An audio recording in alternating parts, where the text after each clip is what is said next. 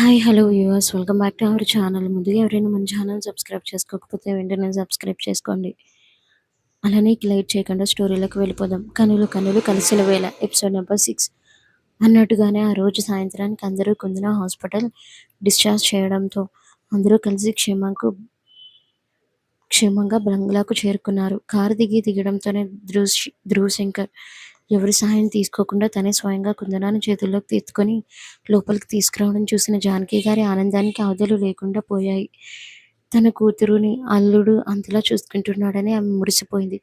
కానీ ధ్రువ ప్రవర్తన చూసి లోపల కుందన మాత్రం కోపంతో రగిలిపోయింది. ముక్కు మీద కోపం ముత్యమంతా ఉన్న ఆమెకు ధ్రువ బలవంతం అస్సలు నచ్చలేదు. పక్కనే నిలబడిన రాజశేఖర్ గారు కొడుకు చేసిన పనికి గర్వంతో మీసాలు మెలేస్తూ భార్యతో, చూసావా సుమిత్ర, కాబోయే భార్య మీద నా కొడుకు అప్పుడే ఎంత ప్రేమ వచ్చేసిందో, అసలు సిసలైన నా రక్తం అనిపించుకున్నాడు. ఆ మాటలు విన్న కుందనకు కోపం నశాలానికి అంటింది. చేతిలో ధ్రువబాబు ఉన్నాడన్న మాటే కానీ ఆమె మనసు మాత్రం తీవ్రమైన అసంతృప్తితో నిండిపోయింది. అయితే ధ్రువ్ మాత్రం ఆమె కోపాన్ని చుట్టూ ఉన్న వాళ్ళ మాటలను అసలు పట్టించుకోలేదు. ఎవరి వైపు చూడకుండా నేరుగా ఆమెను తీసుకెళ్లి బెడ్ మీద కూర్చోబెట్టాడు. తను వస్తూ తెచ్చిన యాపిల్ పండ్లను టేబుల్ మీద పెట్టి ఒక యాపిల్ తీసుకొని ఆమె ముందుకు చూపిస్తూ తినమన్నట్టు సైగ చేశాడు. కుందన క్షణంలో నాకొద్దు అని గట్టిగా అరిచి ఆ పండ్లను అవతలకు విసిరేయాలని అనిపించింది. కానీ ధ్రువ్ కళ్ళల్లో చూడగానే ఆమె మాట గొంతులోనే ఆగిపోయింది. అతని కళ్ళల్లోని ఆ సీరియస్నెస్ చూపు, అతను మాట్లాడే విధానం చూస్తే ఎవరికైనా వెన్నులో వణుకు పుట్టాల్సింది. ఆ భయంతోనే ఆమె మౌనంగా ఉండిపోయింది. మరోపక్క హాల్లో జానకమ్మ గారి కళ్ళల్లోకి నీళ్లు తిరుగుతున్నాయి. ఆనందమో బాధో తెలియని ఒక మైకంలో ఆమె సోఫాలో కూర్చున్నారు. పక్కనే ఉన్న తన అన్నయ్య రాజశేఖర్ గారి 2 చేతులు పట్టుకొని ఆవేదనగా, అన్నయ్య, నాకు జీవితంలో ఇలాంటి మళ్ళీ సంతోషం దక్కుతుందని నేను కలలో కూడా అనుకోలేదు. మా ఆయన చనిపోయిన తర్వాత దిక్కుతోచని స్థితిలో ఉన్న నన్ను, నా కూతురిని నువ్వే ఆదుకున్నావు. ఒకప్పుడు మన ఫ్యామిలీ నట్టుంట ముంచేసి నీ మాట కాదని నా మొండితనంతో నేను ప్రేమించిన వ్యక్తిని పెళ్లి చేసుకొని వెళ్ళిపోయాను. అప్పుడు నేను ఒప్పించి నీ ఆశీస్సులతో పెళ్లి చేసుకుని ఉంటే ఈరోజు నాకు ఇలాంటి కష్టాలు వచ్చేవి కావు కదా అన్నయ్య అంటూ అమితమైన బాధతో ఆనందంతో అంది. రాజశేఖర్ గారు తన ప్రియమైన చెల్లెలిని ఓదారుస్తూ, ఇంకా గతాన్ని వదిలేయమ్మా జానకి, దాని గురించి ఇప్పుడు ఆలోచించి ఏం లాభం? అయినా ఇప్పుడు నీకు నీ కూతురికి ఏమైంది? మన ఇంట్లోనే కదా ఉన్నారు. నా చెల్లెలికి కూతురు పుడితే నా కొడుకిచ్చి పెళ్లి చేయాలని మనం చిన్నప్పుడే అనుకున్నాం కదా. చిన్నప్పుడు తెలిసి తెలియక వాడు ముందు కొందరాన్ని ఇబ్బంది పెట్టేవాడేమో. కానీ ఇప్పుడు ఆ ఇబ్బందిని, కోపాన్ని వాడు ప్రేమగా మార్చుకున్నాడు. ఇది నిజం. ఆ మాటలు వినగానే జానకి ముఖంలో చిన్న చిరునవ్వు విసిరింది. ఇక ధ్రువ్ కుందన దగ్గర వచ్చి కూర్చున్నాడు. తెచ్చిన ఆపిల్ పండ్లను ఒక్కొక్కటిగా కట్ చేస్తూ ఆమె నోటికి అందించిపోయాడు. కుందన అతని వైపు అసహ్యంగా చూస్తూ గొంతు తగ్గించి, చెప్పు ధ్రువ్, అసలు ఎందుకింత ఇదంతా చేస్తున్నావు? ఇష్టం లేకుండా భార్యాభర్తల బంధం నిలబడదు. నాకు నువ్వంటే ఇష్టం లేదు. నన్ను ఎందుకు హింసిస్తావు? ధ్రువ్ ఆమె మాటలకు సమాధానం ఇవ్వకుండా ఆమె కళ్ళల్లోకి తీక్షణంగా చూస్తూ ఒకటే అన్నాడు. నిజంగా నేనంటే నీకు ఇష్టం లేదా కుందన? నా స్పర్శ, నా అల్లరి, నీపై నాకున్న కోరిక నీకు అస్సలు కనిపించట్లేదా? ఆ మాటలు కుందన మౌనంగా ఉండిపోయింది. నిజం చెప్పాలంటే ఇప్పటి వరకు ఆమెకు ప్రేమ బంధాల మీద పెద్దగా అవగాహన లేదు. కానీ ధ్రువ్ అంత దగ్గరగా వచ్చి మాట్లాడుతుంటే ఆమె లోపల ఒక రకమైన తెలియని అనుభూతి కలిగింది. అయితే ఆ విషయాన్ని ఆమె బయట పడనీయలేదు. తన ఆహాన్ని దించుకోలేక, నిజంగానే నాకు నీ మీద ఎలాంటి ఫీలింగ్స్ లేదు ధ్రువ్.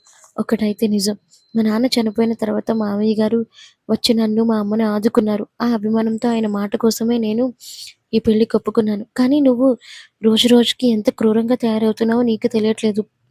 ప్లీజ్ ధ్రువ్, నన్ను వదిలేస్తావా అంటూ బతిమాలుతున్నట్లుగా ముఖం పెట్టి అడిగింది. ఆమె అలా బతిమాలడం చూసి ధ్రువ్ మనసు కరగాల్సింది పోయి అతనిలోని శాడిజం పడగ విప్పింది. కనికరించే గుణం లేని అతడు బలవంతంగా ఆమె పెదవులపై తన పెదవులను నొక్కాడు. ఆ ముద్దు ఎంత గాఢంగా క్రూరంగా ఉందంటే ఆమె ఊపిరి సల్పనంతగా సంప్రదించాడు. తన 2 చేతులతో ఆమె 2 చేతులను ఒకే చేత్తో గట్టిగా పట్టుకొని ఆమె విలువల్లాడేలా చేస్తూ తనివి తీరా ముద్దాడాడు. ఆ తర్వాత ఆమెను విసురుగా పక్కకు తోసేస్తూ కోపంతో, "ఇంకొకసారి చెప్తున్నాను విను. నువ్వే నా పెళ్ళాంగా ఈ ఇంటికి రావాలి. నాలోని ఈ సైకోతనాన్ని, శాడిజాన్ని భరించే శక్తి కేవలం నీకు మాత్రమే ఉంది. నేను ముందే చెప్తున్నాను. రేపు జరగబోయే నిశ్చితార్థంలో కానీ, పెళ్లిలో కానీ ఏమాత్రం తేడా జరిగినా నేను అసలు ఊరుకోను. ఏం చేస్తానో నాకే తెలియదు." అలా కోపంగా అరిచి అక్కడి నుండి వెళ్ళిపోయాడు. అతనిలో సైకోతనం రోజురోజుకి పెరిగిపోతుండడంతో కుందన ఏం చేయలేక భయంతో మౌనంగా ఉండిపోయింది.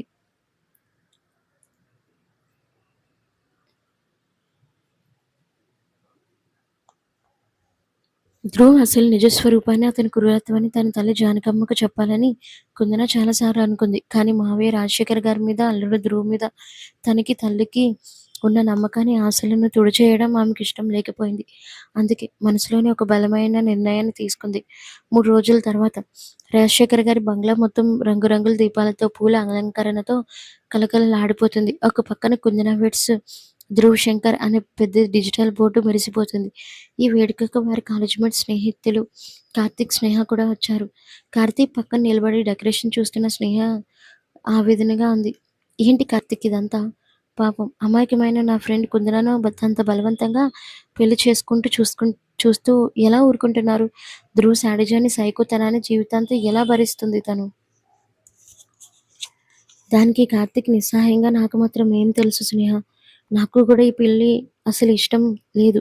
కానీ ధ్రువ్ ఎలాంటివాడో నీకు తెలుసు కదా! వాడు ఏం చేశాడో అన్న భయంతోనే నేనేమీ మాట్లాడలేకపోతున్నాను.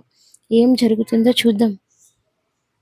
కార్తీక్ మాటలకు స్నేహ ఏమీ మాట్లాడలేక మౌనంగా ఉండిపోయింది. ఆ తర్వాత కుందనను ఎక్కడ రెడీ చేస్తున్నారని జానకమ్మను అడిగి తెలుసుకొని నేరుగా కుందన గది వైపు వెళ్ళింది. ఇక్కడ హాల్‌లో జానకి గారు ఇల్లంతా హడావుడిగా తిరుగుతూ డెకరేషన్ పనులను పర్యవేక్షిస్తున్నారు. కానీ రాజశేఖర్ గారి భార్య జానకమ్మ వదిన అయిన సుమిత్ర గారు మాత్రం సోఫాలో కూర్చొని తన కిట్టి పార్టీ ఫ్రెండ్స్‌తో ముచ్చట్లు పెడుతుంది. అప్పుడే ఒక ఆవిడ, "ఏంటి సుమిత్ర వదిన, అంతస్తు, హోదా ఉన్న నీ ఫ్యామిలీ ఎక్కడ ఏమీ లేని నీ ఆడపడుచు కూతురిని కోడలుగా తెచ్చుకుంటున్నావు?" దానికి సుమిత్ర గర్వంగా నవ్వుతూ, "ఏం చేస్తాం ఫ్రెండ్స్, అంతా మా రాత. అయినా నా కొడుకు ధృవశంకర్ సంతోషమే నాకు ముఖ్యం. అయినా ఈ మధ్య కాలంలో పిల్లల్ని మనం చూడట్లేదా ఏంటి? ఒకరు కుక్కర్‌లోని, ఇంకొకరు డమ్మర్‌లోను, ఇంకొకరు నచ్చకపోతే హోమ్ అండ్ స్పాట్‌లోకి తీసుకొనెళ్లి తోసేయడాలు. పెళ్లి కాకుండానే సహజీవనం పేరిట మోసం చేయడాలు. ఈ మధ్య కాలంలో ఫ్యాషన్ అయిపోతుంది. అలాంటి రోజుల్లో అణిగిమణిగి ఇలాంటి రోజుల్లో అణిగిమణి ఉండే అమ్మాయిలు ఎక్కడ దొరుకుతారు చెప్పండి? డబ్బు ఈరోజు కాకపోతే రేపైనా సంపాదించుకోవచ్చు. కానీ మన మాట వినే గుణవంతురాలైన కోడలు దొరకడం కష్టం కదా! అందుకే నా చెప్పు చేతుల్లోనే ఉండేలా, నా మాటకు దాటని నా ఆడపడుచు కోడల్నే నేనే గర్వంగా ఎంచుకున్నాను అని గర్వంగా చెప్పడంతో చుట్టూ ఉన్నోళ్ళంతా ముఖాలు ముడుచుకున్నారు. పై గదిలో కుందనను బ్యూటీషియన్స్ మేకప్ చేస్తున్నారు. ఒక light pink colour branded sorry కట్టించి, ముఖానికి లైట్ మేకప్ వేసి, నుదుటిన చిన్న డిజైనర్ స్టిక్కర్ పెట్టారు. చెవులకు పెద్ద పెద్ద జూకాలు పెట్టి, నడుముకి డైమండ్స్‌తో కూడిన వడ్డానం అలంకరించారు. "ఒక్కసారి అద్దంలో చూసుకోండి మేడం" అని బ్యూటీషియన్ అనడంతో కుందన అద్దంలో చూసుకుంది. ఆ రూపంలో తనను తాను నమ్మలేకపోయింది. కానీ లోపల ఉన్న బాధను దాచుకుంటూ నిశ్శబ్దంగా ఉండిపోయింది. "వావ్ మేడం, మేము చాలా మందికి బ్రైడల్ మేకప్ చేశాం. కానీ మీ అంత అందంగా ఎవరూ లేరు. యూ లుక్ బ్యూటిఫుల్" అని బ్యూటీషియన్ అనడంతో ఆమె ఏదో మొక్కుబడిగా నవ్వి ఊరుకుంది. అప్పుడే స్నేహ గదిలోకి వచ్చింది. లోపలికి రాగానే, "మీరందరూ కొంచెం సేపు బయటికి వెళ్తారా? నేను నా ఫ్రెండ్‌తో మాట్లాడాలి" అని బ్యూటీషియన్స్‌ని అడిగింది. వాళ్ళందరూ బయటకు వెళ్ళిపోయారు. ముభావంగా కూర్చున్న కుందన దగ్గరికి స్నేహ వచ్చింది. అంత అందంగా ఉన్న ఫ్రెండుని చూసి సంతోషించాలో, లేక ఇష్టం లేని నిశ్చితార్థం జరుగుతుందని బాధపడాలో తెలియక స్నేహ కూడా ఎమోషనల్ అయిపోయింది. కుందన అని పిలవగానే అప్పటి వరకు పంటి బిగువన దాచుకున్న కన్నీళ్లు ఒక్కసారిగా ఉప్పొంగాయి. కుందన తన ఫ్రెండ్ స్నేహని గట్టిగా పట్టుకొని వెక్కి వెక్కి ఏడవడం మొదలుపెట్టింది. "ప్లీజ్ కుందన, ఏడవకు. ఎందుకింతలా ఏడుస్తున్నావు" అని స్నేహ ఓదారుస్తుంటే, "నాకేం చేయాలో అర్థం కావడం లేదు స్నేహ. ఈ నరకంలో నేను బతకలేను" అంది కుందన. "నేను కూడా మీ అమ్మతో మాట్లాడదామని చాలా సార్లు అనుకున్నాను కుందన.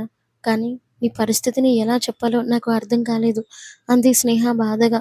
ఆ మాట వినగానే కుందన ఏదో బలమైన నిర్ణయం తీసుకున్న దానిలాగా కన్నీళ్లు తుడుచుకొని స్నేహ వైపు తీక్షణంగా చూస్తూ, ఈ సమస్యలకు పరిష్కారం నేనే కనిపెట్టాను స్నేహ. ఏమిటి? ఏం కనిపెట్టావు? అని స్నేహ ఆశ్చర్యంగా అడిగింది. అప్పుడు కుందన తను ఏం చేయబోయే ప్లాన్ తీసుకోబోయే నిర్ణయం మొత్తం స్నేహ చెవిలో చెప్పింది. అది వినగానే స్నేహ ఒక్కసారిగా షాక్‌కి గురైంది. వద్దు కుందన, ఇది చాలా రిస్క్ అవుతుంది. ధ్రువ్‌కి తెలిస్తే నిన్ను ప్రాణాలతో వదలడు అంది భయంతో. తప్పట్లేదు స్నేహ. నేను తెలిసి ఈ తప్పు చేయట్లేదు. ఒకవేళ భయపడి నేను ఈ పెళ్లి చేసుకుంటే జీవితాంతం శవమై బతకాలి తప్ప వేరే మార్గం లేదు. ఈ నరకం నుంచి నాకు శాశ్వతంగా విముక్తి కలగాలంటే నేను ఈ సాహసం చేయాల్సిందే అని చెప్తూ వెంటనే జేబులో నుంచి ఫోన్ తీసి ఒక సీక్రెట్ నెంబర్‌కి కాల్ చేసింది. మరో గదిలో ధ్రువ్ నిశ్చితార్థానికి సిద్ధమవుతున్నాడు. తెల్లటి డిజైనర్ షేర్వాణి వేసుకొని జుట్టుకి జెల్ అప్లై చేసి ముఖానికి లైట్ క్రీమ్ రాసుకుంటూ అద్దంలో తన నీలి మీసాలను సరి చేసుకుంటున్నాడు. అక్కడికి కార్తీక్ వచ్చాడు. ఒరేయ్ ధ్రువ్, ఇప్పటికైనా మించిపోయింది లేదుగా. ఆ అమ్మాయిని వదిలేయొచ్చు కదా. నీ సైకోతనాన్ని, శాడిజాన్ని ఆ అమాయకమైన కుందన భరించలేదురా. ప్లీజ్ ఆపు ఈ పెళ్లి అన్నాడు.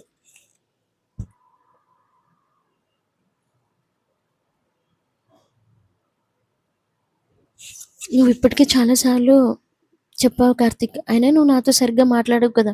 ఇప్పుడు ఎందుకు నా విషయాల్లో జోక్యం చేసుకుంటున్నావు అని ధ్రువ్ కోపంగా చూశాడు. ఎందుకంటే కుందన చాలా మంచి అమ్మాయిరా. నీలాంటి సైకో చేతిలో పడి ఒక అమ్మాయి జీవితం నాశనం అవుతుంటే నేను చూస్తూ ఊరుకోలేను అని కార్తీక్ గట్టిగా అన్నాడు. ధ్రువ్ అతని వైపు ఒక క్రూరమైన నవ్వుతూ, అయితే చూడకు కార్తీక్, కళ్ళు మూసుకో. అంతేకాని నా దారికి అడ్డు రాకు. అంతలో బయట నుంచి పిలుపు వచ్చింది. అందరూ రెడీనేనా అని ధ్రువ్ అడగడంతో కిందంతా రెడీ అండి అని చెప్పారు. అప్పుడే రాజశేఖర్ గారు కొడుకు రూమ్లో నుండి వచ్చారు. పెళ్లి కొడుకు డ్రెస్సులో గంభీరంగా ఉన్న కొడుకుని చూసి ఆయన మురిసిపోయారు. చాలా బాగున్నావురా నాన్న అని తండ్రి మెచ్చుకోగానే ధ్రువ్‌కి గర్వంతో రొమ్ము విడిచాడు. తన అహంతో అతని ఛాతీ 2 ఇంచులు పెరిగినట్టుగా అనిపించింది. అలా ఒక పక్క కుందన ప్రాణాలకు తెగించి ప్లాన్ వేస్తుంటే, మరో పక్క ధ్రువ్ తన గర్వంతో, అహంతో స్టేజ్ మీదకి వెళ్ళడానికి సిద్ధమయ్యాడు. అందరూ కిందకి నడవసాగారు. నిశ్చితార్థపు వేడుక ప్రారంభం కాబోతుంది. కుందన సీక్రెట్ నెంబర్‌కి డయల్ చేయగానే అవతలి వైపు కేవలం 2 సెకన్లలో ఫోన్ లిఫ్ట్ అయింది. అవతలి వ్యక్తి అంతటా తన కోసం ఎదురు చూస్తున్నట్టుగా ఉంది ఆ వేగం. ఫోన్ ఎత్తగానే కుందన అటువైపు ఉన్న వ్యక్తితో గట్టి నిర్ణయంతో వణుకుతున్న గొంతుతో అంచుకుంటూ, విశాల్, నువ్వు చెప్పిన దానికి నేను ఒప్పుకుంటున్నాను. నాకు ధ్రువ్ నుండి శాశ్వతంగా విముక్తి కావాలి. నువ్వే ప్లాన్ వేసినా సరే నేను దానికి సిద్ధం. ఈ నరకం నుండి నన్ను కాపాడు. ఆ మాటలు వినగానే అవతలి వైపున్న విశాల్ ముఖంలో ఒక భయంకరమైన, క్రూరమైన నవ్వు వచ్చి చేరింది. అతని కళ్ళల్లో ఒక విధమైన గెలుపు పిచ్చి కనిపించింది. కుందనాన్ని ధ్రువ్ నుండి ఎలాగైనా దూరం చేయాలని అతని ప్లాన్ సక్సెస్ అవుతుందని అతనికి అర్థమైంది. సరే కుందన, నేను చూసుకుంటాను అని విశాల్ మనసులోనే నవ్వుకుంటూ ఫోన్ పెట్టేసి ఒక ప్లాన్ చెప్పి ఫోన్ పెట్టేశాడు. ఇక్కడ కింద హాల్లో నిశ్చితార్థపు వేడుకకు సమయం ఆసన్నమైంది. చుట్టూ ఉన్న బంధువులు, స్నేహితులు అందరూ మెట్ల వైపు చూస్తున్నారు. పెళ్ళికొడుకు డ్రెస్‌లో గర్వంగా నిలబడ్డ ధ్రువ్, అతని తండ్రి రాజశేఖర్, తల్లి సుమిత్ర మరియు జానకమ్మ అందరూ హాల్లో వేచి చూస్తున్నారు. అప్పుడే పైన గది నుండి స్నేహతో కలిసి కుందన మెట్ల వైపు నడుచుకుంటూ వచ్చింది. లైట్ పింక్ కలర్ బ్రాండెడ్ శారీలో నడుముకి వజ్రాల వడ్డానం మెరుస్తుండగా మెట్ల మీద నుండి ఒక్క అడుగు కిందకు వేస్తూ వస్తున్న కుందనను చూసి హాల్లో ఉన్న వారంతా ఒక్కసారిగా నోరెళ్లబెట్టారు. ఆమె ముఖంలో ఉన్న అమాయకత్వం, అలంకరణ ఆమె ఒక దేవకన్యలా మార్చేశాయి. అలా మెట్ల మీద నుండి నడుచుకుంటూ వస్తున్న కుందనను చూడగానే అప్పటి వరకు గర్వంతో, అహంతో ఉన్న ధ్రువ్ కళ్ళు ఒక్కసారిగా ఆమె మీదనే నిలిచిపోయాయి. చుట్టూ ఉన్న ప్రపంచాన్ని, జనాన్ని, మంగళ వాయిద్యాలను అన్నిటినీ మర్చిపోయి, కనురెప్ప వేయడం కూడా మర్చిపోయి అలానే చూస్తూ ఉండిపోయాడు. ఆమె కేవలం తనది మాత్రమే అన్న గర్వం అతని కళ్ళల్లో కనిపిస్తున్నా, లోపల కుందన వేసిన ప్లాన్ అతని జీవితాన్ని ఏ తీరానికి తీసుకెళ్తుందో అతనికి ఇంకా తెలియలేదు. కుందన మెట్లు దిగి కిందకు రాగానే రాజశేఖర్ గారు మరియు జానకమ్మ ఎంతో మురిసిపోతూ ఆమెను వేదికపై తీసుకెళ్లారు. ధ్రువ పక్కన కుందన నిలబడింది. చుట్టూ ఉన్న బంధువులు, స్నేహితులు చప్పట్లతో ఆ జంటను ఆనందిస్తున్నారు. పురోహితులు మంత్రాలు చదువుతూ ముహూర్తం ఆసన్నమైంది. కాబోయే వధూవరులు ఉంగరాలు మార్ మార్చుకోండి అని చెప్పారు. ధ్రువ్ ఎంతో గర్వంగా ఆమె సైకో నవ్వుతూ కుందన చేతిని తన చేతిలోకి తీసుకున్నాడు. ఆమె వేలుకు ఉంగరం తొడగబోయాడు. సరిగ్గా అదే సమయంలో విశాల్ ఫోన్లో చెప్పిన ప్లాన్ కుందనకు గుర్తొచ్చింది. ఆమె మనసు గట్టిపడింది. ధ్రువ్ నుండి శాశ్వతంగా విముక్తి పొందాలంటే ఇదే ఆఖరి అవకాశం అని నిర్ణయించుకుంది. ధ్రువ్ ఉంగరం తొడగబోయే సరిగ్గా ఆ సెకండ్లో కుందన ఒక్కసారిగా తన చేతిని వెనక్కి లాగేసుకుంది. అంతే. హాల్లో ఉన్న వారంతా ఒక్కసారిగా నిశ్శబ్దం అయిపోయారు. మంగళ వాయిద్యాలు ఆగిపోయాయి. ధ్రువ్ ముఖంలో ఉన్న గర్వం క్షణాల్లో మాయమై తీవ్రమైన కోపం, ఆశ్చర్యం వచ్చి చేరాయి. అందరి ముందు స్టేజ్ పై నిలబడి కుందన గట్టిగా, స్పష్టమైన గొంతుతో, ఆగండి, నేను ఈ ఉంగరాన్ని మార్చుకోను. నాకు ఈ నిశ్చితార్థం అస్సలు ఇష్టం లేదు. ఆ మాట వినగానే జానకమ్మ గుండె ఆగినంత పనైంది. రాజశేఖర్ గారు షాక్తో అలానే ఉండిపోగా సుమిత్ర గారు కోపంతో ఊగిపోయారు. కార్తీక్, స్నేహ ఇద్దరూ ఊపిరి బిగబట్టుకుని ఏం జరుగుతుందోనని చూస్తున్నారు. ధ్రువ్ కళ్ళు కోపంతో ఎర్రగా మారాయి. అతనిలో సైకోతనం నిలువెల్లా పడగ విప్పింది. కుందన చేతిని గట్టిగా షేప్స్ నో షేప్స్ వచ్చేలా పట్టుకొని పళ్ళు నూరుతూ లో వయసులో, కుందన, ఏం మాట్లాడుతున్నావు? నీకు స్పృహ ఉందా? అందరి ముందు నన్ను అవమానిస్తావా? నా సైకోతనం ఏంటి ఇప్పుడే ఇక్కడే చూపించమంటావా? మర్యాదగా ఉంగరం పెట్టుకో. కానీ ఈసారి కుందన అసలు భయపడలేదు. విశాల్ వెనుక ఉండి నడిపిస్తున్న ప్లాన్ ఆమెకు కొండంత ధైర్యాన్నిచ్చింది. ఆమె ధ్రువ్ వంక అంతే సీరియస్గా చూస్తూ అందరికీ వినపడేలా గట్టిగా, నన్ను బెదిరించకు ధ్రువ్. నీ బెదిరింపులకు భయపడే రోజులు పోయాయి. ఇష్టం లేని పెళ్లి చేసుకొని జీవితాంతం చావడం కంటే ఇప్పుడే అందరి ముందు నిజం చెప్పడం మేలు. నేను నిన్ను పెళ్లి చేసుకోను అని నిశ్చితార్థం మధ్యలోనే కుందన తిరుగుబాటు చేయడంతో ఆ బంగ్లాలో ఒక్కసారిగా పెను తుఫాను చెలరేగింది. వెంటనే తన మెడలో ఉన్న నిశ్చితార్థపు పూలదండను రెండు చేతులతో పట్టుకుని విసురుగా తెంపి స్టేజ్ మీదనే నేలకేసి విసిరికొట్టింది. ఆ పూలదండ ధ్రువ్ కాళ్ళ దగ్గర పడింది. చుట్టూ ఉన్న కాలేజీ ఫ్రెండ్స్, బంధువులు షాక్తో నోరెళ్లబెట్టారు. కార్తీక్, స్నేహ ఊపిరి బిగబెట్టి చూస్తున్నారు. కుందన చకచకా అడుగులు వేస్తూ స్టేజ్ దిగి కింద ఉన్న తన మావయ్య రాజశేఖర్ గారి వైపు వెళ్ళింది. వెళ్ళడమే ఆలస్యం. ఆయన రెండు చేతులను తన చేతుల్లోకి గట్టిగా పట్టుకుని కళ్ళల్లో నీళ్లతో ఆవేదనగా వేడుకోవడం మొదలుపెట్టింది. మావయ్య, మీరు నాకు ఏం చెప్పినా చేస్తాను మావయ్య. మీరు రోడ్డు మీద వెళ్తున్న ఏ అడుక్కునే వాడిని తెచ్చి వాడిని చేసుకోమన్నా తల వంచి పెళ్లి చేసుకుంటాను. కానీ ఈ ధ్రువును మాత్రం నేను పెళ్లి చేసుకోలేను మావయ్య. నన్ను క్షమించండి. నేను వీడిని భరించలేను. రాజశేఖర్ గారు కదిలిపోతూ చూస్తుండగా కుందన ఏడుస్తూ మోకాళ్ళ మీద కూలబడి మరింత గట్టిగా అరిచింది. మా నాన్న చనిపోయిన తర్వాత దిక్కులేని మాకు మీరే అండగా నిలిచారు. నన్ను ఆదరించి, చదువు చెప్పించి, బట్ట తిండి పెట్టారు మావయ్య. ఆ రుణం నేను జీవితాంతం తీర్చుకోలేను. ఆ కృతజ్ఞతతోనే చెబుతున్నాను. మీరు కావాలంటే నన్ను ఈ ఇంట్లో ఉంచి జీవితాంతం మీ ఇంటి పాచి పని చేయమన్నా చేస్తాను. కాళ్ళు కడుగుతాను. కానీ నన్ను సైకోకిచ్చి మాత్రం బలి చేయకండి మావయ్య. నేను ఈ పెళ్లి చేసుకోలేను. కుందన అన్న ఆ మాటలు ఆ బంగ్లాలో ప్రతిధ్వనించాయి. సుమిత్ర గారి అవమానంతో ముఖం తిప్పేసుకోక స్టేజ్ మీద ఉన్న ధ్రువ్ చేతులు బిగించి పళ్ళు నూరుతున్నాడు. అంతే. అంతవరకు వెనక నిలబడి ఇదంతా చూస్తున్న జానకి గారికి ఒళ్ళు తెలియని కోపం వచ్చేసింది. అన్నయ్య, రాజశేఖర్ గారి ముందు తన కూతురు ఇలా మాట్లాడడం, ఇచ్చిన మాట తప్పడం ఆమె తట్టుకోలేకపోయింది. ఆవేశంతో ముందుకు వచ్చిన జానకి గారు కుందనను పైకి లేపి లాగిపెట్టి చెంప మీద ఒకటి కొట్టారు. చటారుమనే శబ్దం ఆ హాల్ అంతా వినిపించింది. కుందన చెంప పట్టుకుని అలాగే షాక్తో అమ్మ వైపు చూస్తూ ఉంది. జానకి గారు కోపంతో ఊగిపోతూ కళ్ళల్లో నీళ్లతో అరిచారు. ఏం మాట్లాడుతున్నావే బుద్ధిలేనిదానా? అంతటి మహారాజుడు జోడు దొరికితే చేతులారా జీవితాన్ని నాశనం చేసుకుంటావా? ఇంకొక్క మాట మాట్లాడావో చంపేస్తాను అంటూ జానకి గారు రొప్పుతూ నిలబడ్డారు. జానకి గారు కొట్టిన దెబ్బకు కుందన చెంప ఎర్రగా కందిపోయింది. కళ్ళల్లో నుంచి కన్నీళ్లు సుడులు తిరుగుతున్నా ఈసారి వెనక్కి తగ్గలేదు. గుండెల్లో ఇన్నాళ్లుగా దాచుకున్న భయం, ఆవేదన ఒక్కసారిగా బద్దలయ్యాయి. చెంప పట్టుకుని తన తల్లి జానకమ్మ వైపు తిరిగి ఆక్రోశంగా అరిచింది. అమ్మా! నీకేం తెలీదమ్మా! ప్లీజ్ దయచేసి నువ్వు మాట్లాడకు. అసలు ఈ ధ్రువ్ ఎలాంటివాడో, లోపల వీడి అసలు స్వరూపం ఏంటో నీకు తెలుసా? కుందన అంత గట్టిగా అరిచేసరికి జానకి గారు ఒక్క క్షణం స్తంభించిపోయారు. హాల్లో ఉన్న బంధువులు, కాలేజీ ఫ్రెండ్స్ అంతా శ్వాస పీల్చుకోవడం కూడా మర్చిపోయి కుందన వైపు చూశారు. ఇక దాల్చాల్సింది ఏమీ లేదని నిర్ణయించుకున్న కుందన అందరి ముందు ధ్రువ నిజ స్వరూపాన్ని బయట పెట్టడం మొదలుపెట్టింది. మొన్న సాయంత్రం ధ్రువ తనని బలవంతంగా ఎత్తుకొచ్చి గదిలో పడేసిన దగ్గర నుండి తను వద్దని బతిమలాడుతున్నా వినకుండా తన 2 చేతులను ఒక చేత్తో నలిపేస్తూ ఊపిరి ఆడకుండా బలవంతంగా లిప్ లాక్ ఇచ్చిన దారుణం వరకు ఒక్కొక్కటిగా అన్నీ చెప్పేసింది. అది అంతటితో ఆగక తను రోజు రోజుకు ఎలా సైకోలా మారుతున్నాడో, తనని బెదిరిస్తూ ఈ పెళ్ళిలో ఏమాత్రం జరిగినా నిన్నేం చేస్తానో నాకే తెలియదు. నా సైకోతనాన్ని భరించేది నువ్వే అని ధ్రువ్ అన్న ప్రతి మాటను అతని శాడిజాన్ని బెదిరింపులకు కళ్ళకు కట్టినట్టు అందరి ముందు బట్టబయలు చేసింది. కుందన నోటి వెంట ఆ నిజాలు వింటుంటే బంగ్లాలో ఉన్న వాళ్ళంతా ఒక్కసారిగా నోరెళ్ళబెట్టారు.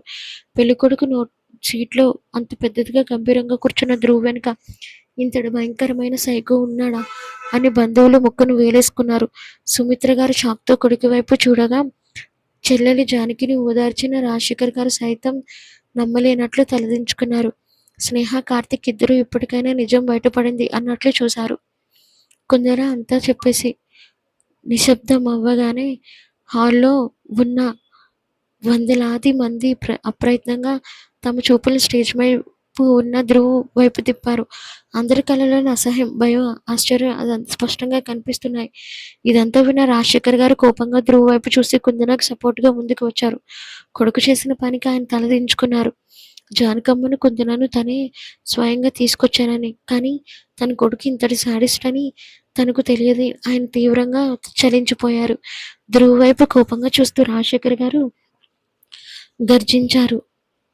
ఛీ! నా రక్తం పంచుకు పుట్టి ఇంత నీచానికి ఒడిగడతావారా? ఒక ఆడపిల్లను అంతలా హింసిస్తావా? కుందన, నన్ను క్షమించమ్మా. నీ తండ్రి స్థానంలో ఉండి చెప్తున్నాను.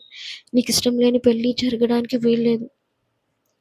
ఆయన అంతటితో ఆగకుండా ఈ నిశ్చితార్థం ఇక్కడితో ఆగిపోయింది అని అందరూ ముందు తెగేసి చెప్పారు. దాంతో అక్కడికక్కడే ఆ నిశ్చితార్థం ఆగిపోయింది. సుమిత్ర గారి కొడుకుని వెనకేసుకు రావాలని చూసినా రాజశేఖర్ గారి కోపం ముందు ఆమె నోరు విప్పలేకపోయింది.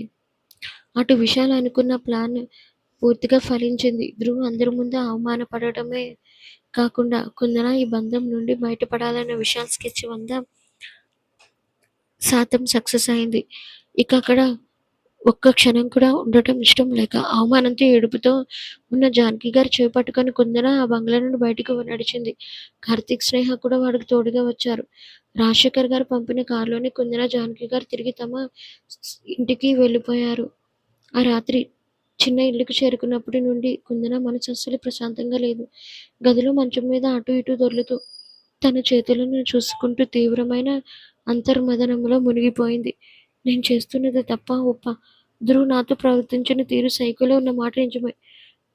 రాజశేఖర్ మావయ్యని అందరి ముందు అంతలా అవమానించడం కరెక్టేనా? నా తండ్రి చనిపోతే ఆదుకున్న కుటుంబానికి నేనిచ్చే రుణం ఇదేనా? అసలు ఈ విషయాలు మాటలు నేను నమ్మి ఎంత పెద్ద తప్పు నిర్ణయం తీసుకోవడం కరెక్టేనా అని ఆలోచిస్తూ కుందన మనసులో ఒక రకమైన గిల్టీ భయం ఒకేసారి వెంటాడసాగాయి. అదే సమయంలో రే దేవ్, కిందకి రారా అంటూ రాజశేఖర్ గారు గర్జించారు. తండ్రి చేతిలో కొరడా చూసిన ధ్రువ్ అసలు భయపడలేదు. తన సైకో నవ్వుతూ ఏంటి నాన్న, నీ చెల్లెలు కూతురు నా మీద అబద్ధాలు చెబితే నమ్ముతావా? అందరి ముందు అవమానిస్తావా? అన్నాడు గర్వంగా. ఆ మాట వినగానే రాజశేఖర్ గారికి పూనకం వచ్చినట్లుగా అయింది. చటార్ చటార్మని అంటూ కొరడాని గాల్లో తిప్పి ధ్రువ్ వీపు మీద, చేతుల మీద ఇష్టం వచ్చినట్టు కొట్టడం మొదలుపెట్టారు. దెబ్బలు తింటున్న ధ్రువ్ ఒక్క చుక్క కన్నీరు కార్చలేదు. పైగా పిచ్చిగా నవ్వసాగాడు. ఒక ఆడపిల్ల జీవితంలో ఆడుకుంటావా? నా చెల్లెలు జానకి నా మీద పెట్టుకున్న నమ్మకాన్ని నట్టంట ముంచుతావా? నిన్నిలా పెంచినందుకు నన్ను నేను తల నరుక్కోవాలిరా సైకో అంటూ రాజశేఖర్ గారు ఒళ్ళు తెలియని ఆవేశంతో ధ్రువ్ని కొరడాతో బాదుతుంటే సుమిత్ర గారు భయంతో వణికిపోతూ ఒక మూలన నిలబడి ఏడవడం తప్ప ఏమీ చేయలేకపోయారు. ధ్రువ్ వీపు రక్తసిక్తమవుతున్నా అతని కళ్ళల్లో కుందనం మీద కసి, పగ 100 రెట్లు పెరిగిపోవడమే తప్ప తగ్గలేదు. ఆ కరోడా దెబ్బల నొప్పి కంటే కుందన తనని అందరి ముందు నిలబెట్టిన అవమానమే అతని తలకెక్కింది. ఆ రాత్రి కరోడా దెబ్బలతో రక్తసిక్తమైన కొడుకుని చూసి రాజశేఖర్ గుండె పగిలిపోయింది. వాడు చేసిన తప్పుకు తండ్రిగా శిక్షించిన వాడి కళ్ళలో కనిపిస్తున్న ఆ క్రూరత్వం, కుందన మీదున్న పగ ఏమాత్రం తగ్గలేదని ఆయనకి అర్థమైంది. వీడిక్కడే ఉంటే ఆవేశంలో కుందనకు కానీ, జానకమ్మకు కానీ ఏదైనా అపకారం తలపెట్టగలడని ఆయన గట్టిగా నమ్మారు. అందుకే చేతిలోని కొరడాను కింద పడేసి కాస్త స్థిమితపడి తీవ్రమైన స్వరంతో తన నిర్ణయాన్ని ప్రకటించారు. రే ధ్రువ్, నేను ఇలాగే వదిలేస్తే నీ పగతో నువ్వే నాశనమైపోతావు. నీ బుద్ధి మారాలి. నీలో ఈ సైకోతనాన్ని చావాలి. అందుకే నిన్నిక్కడి నుండి పంపించేస్తున్నాను చదువుల కోసం. నువ్వు రేపు ఉదయాన్నే లండన్ వెళ్ళిపోతున్నావు. అక్కడ బిజినెస్ మేనేజ్మెంట్లో చదువు పూర్తి చేసే వరకు నువ్వు మళ్ళీ ఇండియాలో అడుగు పెట్టడానికి వీల్లేదు. ఆ మాట వినగానే ఒక మూల ఏడుస్తున్న సుమిత్ర గారు షాక్ అయ్యారు. ఏమండి, వాడు ఇప్పటికీ చదువుకున్నాడు కదా, ఇప్పుడు మళ్ళీ చదువు కోసం అని అంత దూరం ఒంటరిగా పంపిస్తారా? వాడు అక్కడ ఎలా ఉంటాడో ఏంటో అని బతిమలాడారు. కానీ రాజశేఖర్ గారు ఆమె వైపు తీవ్రంగా చూసి, వాడి బుద్ధి మారడానికి చదువుకొక్కటే మార్గం. నువ్వు ఇంకేం మాట్లాడుకో అని నోరు మూయించారు. తండ్రి తనని చదువు నెపంతో దోషం దాటించాలని చూస్తున్నాడని అర్థమయ్యాక ధ్రువ్ దగ్గరగా పిచ్చివాడయ్యాడు. ఒంటిపై రక్తం కారుతున్నా పట్టించుకోకుండా అద్దంలో తన ముఖాన్ని చూసుకుంటూ మనసులోనే పళ్ళు నూరాడు. చదువు కోసం లండన్ పంపిస్తున్నావు నాన్న? సరే వెళ్తాను. అక్కడికి వెళ్ళి చదువుకుంటూనే నాలోని కసిని పగను 100 రెట్లు పెంచుకుంటూ నన్ను అందరి ముందు అవమానించి నా తండ్రితోనే కొట్టించిన నిన్ను నేను అంత తేలిగ్గా వదిలేను కుందన. నా చదువు పూర్తయ్యేసరికి నువ్వు ఎక్కడున్నా వెతికి పట్టుకుంటా. అప్పుడు చూపిస్తా నా సైకోతనం ఏంటో. రాజశేఖర్ గారు వెంటనే ధ్రువ్ లండన్ యూనివర్సిటీ అడ్మిషన్ పేపర్లు, పాస్పోర్ట్ ఫ్లైట్ టికెట్స్ ఏర్పాటు చేయమని తన అసిస్టెంట్కు అర్ధరాత్రి ఫోన్ చేసి ఆర్డర్ చేశారు. ధ్రువ్ను రాత్రి గదిలో బంధించి తెల్లవారుజామున ఎయిర్పోర్ట్కి తీసుకెళ్లి ఏర్పాట్లు చేయసాగారు. ఆ రోజు రాత్రి కుందన అసలు నిద్ర పట్టలేదు. ఆ సమయంలోనే ఆమె ఫోన్ రింగ్ అయింది. స్క్రీన్ చూస్తే తన బెస్ట్ ఫ్రెండ్ స్నేహ నుండి కాల్. కుందన వెంటనే ఫోన్ లిఫ్ట్ చేసి హలో స్నేహ అంది అలసిపోయిన గొంతుతో. అవతల నుండి స్నేహ ఎంతో ఆందోళనగా, కాస్త కోపంగా మాట్లాడడం మొదలుపెట్టింది.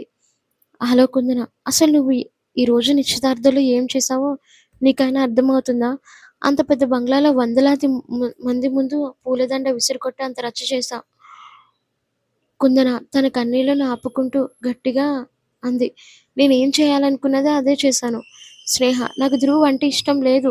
ఆ సైకోతనాన్ని నా జీవితాన్ని పాడు చేసుకోలేను. అదే ఆఖరి అందరి ముందు గట్టిగా చెప్పాను. ఇందులో తప్పేముంది? దానికి స్నేహ నిట్టూర్పు విడుస్తూ బుజ్జకిస్తున్నట్టుగా ఇలా అంది. నువ్వు తప్పు చేస్తున్నావే కుందన. ధ్రువ్ మంచివాడు కాదు. వాడు సైకోలా ప్రవర్తిస్తున్నారు.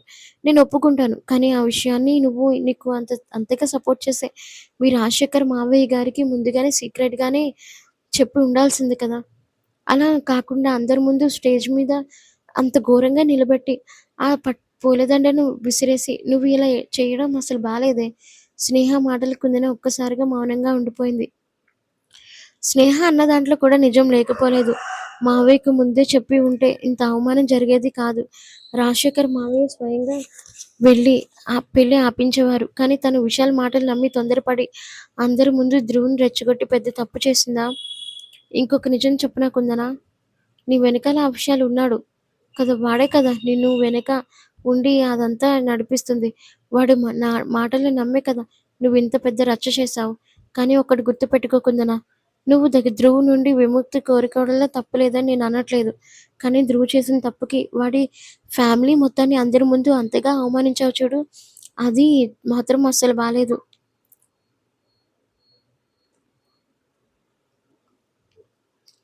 నువ్వు వరుసగా 3 పెద్ద తప్పులు చేశావు. కుందన కళ్ళల్లో నీళ్లు కారుతుంటే స్నేహ లెక్కలతో సహా వివరిస్తూ అంది. మొదటి తప్పు, ధ్రువ్ నేను మొదటిసారి ఇబ్బంది పెట్టినప్పుడే ఆ రోజే నువ్వు మీ మామయ్యకు కానీ లేదా కనీసం మీ అమ్మకు కానీ ధైర్యంగా చెప్పి ఉండాల్సింది. అలా చెబితే మీ మావయ్య వాడిని పద్ధతిగా అదుపులో పెట్టేవారు.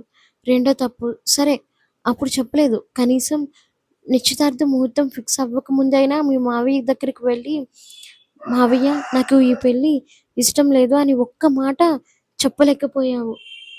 మూడో తప్పు. ఇదంతా తెలిసి కూడా నిశ్చితార్థపు వేదిక వరకు వచ్చి వందలాది మంది ముందు పూలదండ విసిరికొట్టి అంత రచ్చ చేశావు. నీ పరిస్థితికి ఇక్కడి దాకా తీసుకురావడానికి, ఆ ఫ్యామిలీ అంతలా అవమానపడడానికి ముఖ్య కారణం నువ్వే కుందన.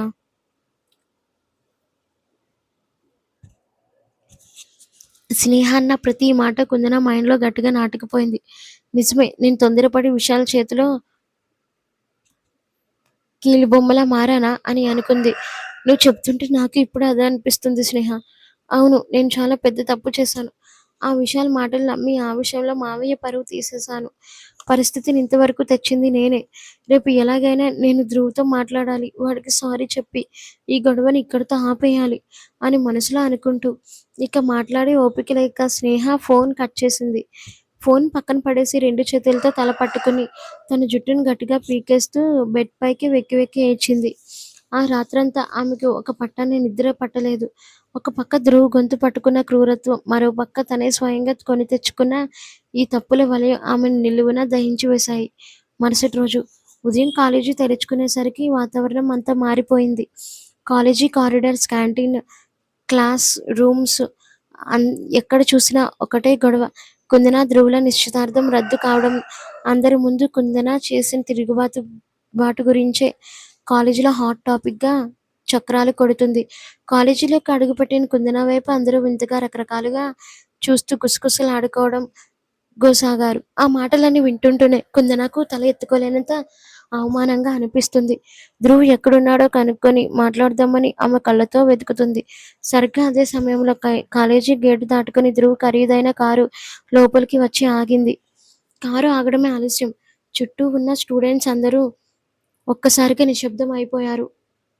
అయితే ఆ కారులోంచి ధ్రువ్‌తో పాటే అతని పక్కన రాజశేఖర్ గారు కూడా దిగడం గమనించింది. కొరడా దెబ్బలు తిన్న ధ్రువ్ ముఖంలో ఆ గర్వం, సైకోతనం అస్సలు తగ్గలేదు. రాజశేఖర్ గారి ముఖం తీవ్రమైన ఆవేదనతో, గంభీర్యంతో అంది. "మావయ్య" అని మనసులోనే అనుకుంటూ నిన్న రాత్రి తను చేసిన తప్పుకు క్షమాపణ చెప్పాలని కుందన వారి వైపు అడుగులు వేసింది. కానీ రాజశేఖర్ గారు, ధ్రువ్ ఇద్దరూ చుట్టుపక్కల ఎవరిని, కనీసం కుందనని కూడా అటువైపు చూడకుండా నేరుగా ప్రిన్సిపాల్ రూమ్ వైపు నడవడం మొదలుపెట్టారు. కుందన ప్రిన్సిపాల్ రూమ్ తలుపుల చాటున నిలబడి లోపల ఏం జరుగుతుందని తెలుసుకోవాలని శ్వాస బిగబట్టి వినసాగింది. లోపల రాజశేఖర్ గారు ఎంతో గంభీరంగా ప్రిన్సిపాల్‌తో మాట్లాడుతున్నారు. ధ్రువ్ మాత్రం పక్కనే నిలబడి ఎటువంటి నిశ్చితార్థం లేని చూపులతో అద్దాల కిటికీ వైపు చూస్తున్నాడు. "సార్, నా కొడుకు ధ్రువ్ హైయర్ స్టడీస్ కోసం అర్జెంట్‌గా లండన్ వెళ్తున్నాడు. వాడికి సంబంధించిన కాలేజీ ట్రాన్స్‌ఫర్ సర్టిఫికేట్, మిగతా ఒరిజినల్ డాక్యుమెంట్స్ ఇప్పుడే క్లియర్ చేసి ఇవ్వండి. ఫ్లైట్ టైమ్ అవుతుంది" అని రాజశేఖర్ గారు ప్రిన్సిపాల్‌కి చెప్పారు. ప్రిన్సిపాల్ వెంటనే ఫైల్స్ చూస్తూ, "అలాగే సార్ రాజశేఖర్ గారు, ఇప్పుడే రెడీ చేయిస్తాను" అని అసిస్టెంట్‌ని పిలిచారు. ఆ మాటలు వినగానే బయటే నిలబడిన కుందన ఒక్కసారిగా కళ్ళు పెద్దవి చేసింది. షాక్‌తో ఆమె గుండె ఆగినంత పనైంది. ధ్రువ్ అసలు ఎక్కడికి వెళ్తున్నాడు? ఎందుకంత అర్జెంట్‌గా కాలేజీ వదిలేస్తున్నాడు? అని కుందన మనసులో వందలాది ప్రశ్నలు ముంచెత్తాయి. ప్రిన్సిపాల్ చేతుల్లో నుంచి ధ్రువ్ తన టీసీ తీసుకోవడం కూడా కళ్ళారా చూడగానే ఆమె గుండె తరుక్కుపోయింది. అక్కడ నిలబడే ఓపిక లేక కన్నీళ్లు వస్తున్నా దాచుకుంటూ చకచకా అడుగులు వేస్తూ అక్కడి నుండి వెళ్ళిపోయింది. ఆమె కారిడార్ దాటి కళ్ళ నీళ్లతో నడుస్తుండగా ఎదురుగా కార్తీక్ వచ్చాడు. కుందన ముఖం చూసి వాడు నడుస్తున్న వేగాన్ని తగ్గించి కాస్త గంభీరంగా, "ధ్రువ్ ఎక్కడికి వెళ్తున్నాడా అని ఆలోచిస్తున్నావా కుందన? వాడు లండన్ వెళ్ళిపోతున్నాడు. రాజశేఖర్ మావయ్య గారు వాడిని ఇక్కడి నుండి పంపించేసి అక్కడే హైయర్ స్టడీస్ చేయించబోతున్నాడు. వాడు ఇక ఇండియాకు రావడం చాలా కష్టం." కార్తీక్ నోట ఆ మాట వినగానే తి గుం కుందన గుండెల్లో ఒక పెద్ద రాయి పడినట్లుగా అనిపించింది. లండన్ వెళ్ళిపోతున్నాడా? అదంతా నా వల్లే. నిన్న రాత్రి నేను ఆవేశంలో అందరి ముందు పూలదండ విసిరికొట్టి మావయ్య పరువు తీసి ధ్రువ్ నిజ స్వరూపాన్ని అలా రచ్చ చేయడం వల్లే కదా! మావయ్య ఈ నిర్ణయం తీసుకున్నారు. నేను చేసిన తప్పు వల్లే ఒక రాత్రి సో, ఒక రాత్రి తన కొడుకుని దేశం దాటించాల్సి వస్తుంది. ఒక తండ్రి తన కొడుకుని దేశం దాటించాల్సి వస్తుంది అని లోపల తీవ్రమైన పశ్చాత్తాపం మొదలైంది. నిన్న రాత్రి స్నేహ అన్న మాటలు ఒక్కొక్కటే గుర్తొచ్చి ఆమె మనసు వెలువెల్లాడింది. ఇలా కాదు, వాడు లండన్ వెళ్తే తన మనసులో నా మీద మరింత కసిని పెంచుకొని వెళ్తాడు. నేను వాడికి ఎలా అయినా సారీ చెప్పాలి. నేను చేసింది తప్పేనని ఒప్పుకోవాలి అని కుందన గట్టిగా నిర్ణయించుకుంది. కుందన ఆతృతగా ప్రిన్సిపాల్ రూమ్‌లోకి అడుగుపెట్టిన అప్పటికే ఆలస్యం అయిపోయింది. కిటికీ గుండా బయటకు చూసేసరికి ధ్రువ్ కారు కాలేజీ గేటు దాటి ముందుకు వెళ్ళిపోవడం కనిపించింది. దాంతో ఆమె గుండె భారమైపోయింది. అయ్యో! ధ్రువ్‌కి సారీ చెప్పి ఈ గొడవను ఆపే అవకాశం శాశ్వతంగా చేజారిపోతుందా అని అనుకుంటూ తీవ్రమైన నిరాశతో ఒక పొడవైన నిట్టూర్పు విడిచింది. కానీ మరుక్షణమే ఆమె ఆశ్చర్యపోయేలా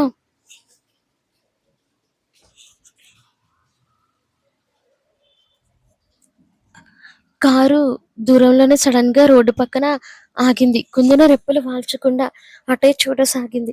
కారు దిగిన రాజశేఖర్ గారు, ధ్రువ్ ఇద్దరూ రోడ్డు పక్కన నిలబడ్డారు.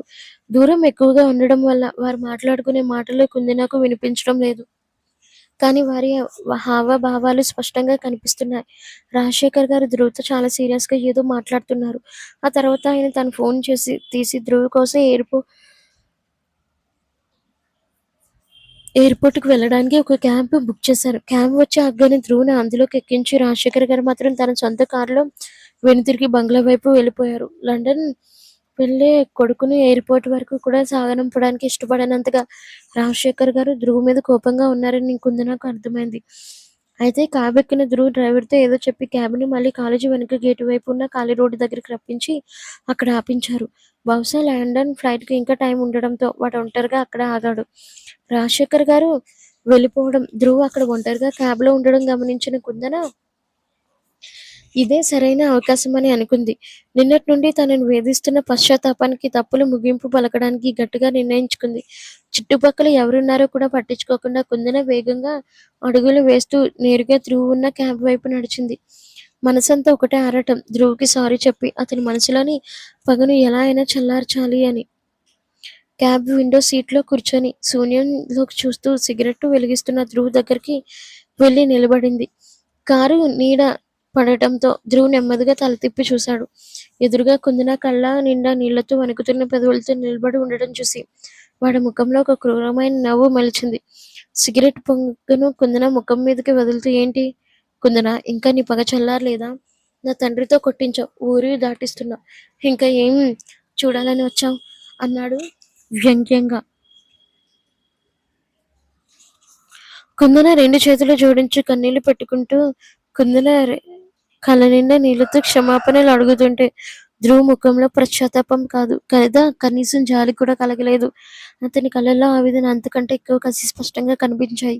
ఆమె చేతిని విసురుగా విదిలించి కొట్టి పళ్ళు నూరుతూ భయంకరమైన స్వరంతో నేను క్షమించాలా? ఛీ! నిన్ను నా గుండెల్లో పెట్టుకొని ఒక మహారాణిలా చూసుకుందాం అనుకున్నాను కదే! నిన్ను నెత్తి మీద పెట్టుకొని నా లైఫ్ మొత్తాన్ని నీతో సంతోషంగా బతుకుదామని ఆశపడ్డాను. కానీ నువ్వేం చేశావు? అందరి ముందు నన్ను నా పరువుని నట్టేట ముంచావు. నా తండ్రితోనే నా వీపు మీద కొరడా దెబ్బలు తినిపించావు చూడు. అక్కడే ఈ క్షణంలో నీ మీద నాకు ఉన్న ఇష్టమంతా చచ్చిపోయింది.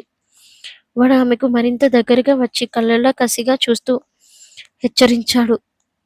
నా పేరు ధ్రువ్ శంకర్. నన్ను అవమానించిన ఏ ఒక్కరిని నేను అంత తేలికగా వదిలిపెట్టను. నువ్వు చేసిన ఈ ద్రోహానికి నా జీవితంలో మర్చిపోను. లండన్ వెళ్తున్నాను. కానీ ఒక్కటి గుర్తుపెట్టుకో. మళ్ళీ నా లైఫ్‌లో నీ మొహం నాకు చూపించకు. ఒకవేళ నా కంటికి కనిపిస్తే మాత్రం నా పగ ఎలా ఉంటుందో నీకు రుచి చూపిస్తా. అలా గర్జిస్తూ ధ్రువ్ చురచుర చూస్తూ వెనక్కి తిరిగి క్యాబ్ ఎక్కాడు. డ్రైవర్ కారును వేగంగా ఎయిర్‌పోర్ట్‌కి వైపుకి పోనిచ్చాడు. ఆ కారు వెళ్తున్న వైపే చూస్తూ కుందన అక్కడే నిశ్చేష్టురాలై నిలబడిపోయింది. ధ్రువ్ నోటి వెంట వచ్చిన ఆ మాటలు, అతని కళ్ళల్లో కనిపిస్తున్న ఆఖరి చూపు ఆమెను గుండెల్లో శూలంగా గుచ్చుకున్నాయి. వాడు తనను ఎంతగా ప్రేమించాడో, ఇప్పుడు అంతకంటే ఎక్కువగా పగతో లండన్ వెళ్తున్నాడని అర్థమై ఆమె మనసు మరింత విలవిల్లాడింది. ఆ రోజు సాయంత్రం కుందన ఎంతో ముభావంగా ప్రాణం లేని శవంలా ఇంటికి తిరిగి వచ్చింది. ఆమె మనసంతా ధ్రువ్ అన్న మాటలు, కాలేజీలో జరిగిన ఘోరమైన సంఘటనలే సుడులు తిరుగుతున్నాయి. అప్పటికే అటు ఎయిర్‌పోర్ట్ నుండి ధ్రువ్ లండన్ వెళ్ళే ఫ్లైట్ ఎక్కేశాడు. ఇండియా సరిహద్దులు దాటి చాలా దూరం వెళ్ళిపోతున్నాడు. కానీ కుందన మాత్రం ఆ నిజాన్ని జీర్ణించుకోవడం సాధ్యం కాలేదు. ఏదో సర్వస్వం కోల్పోయిన దానిలా గుండెల్లో తెలియని ఒక పెద్ద శూన్యంతో తన గదిలోకి వెళ్లి మంచం మీద అలానే పడుకుంది. కళ్ళల్లో నుంచి కన్నీళ్లు నిశ్శబ్దంగా కారుతూనే ఉన్నాయి.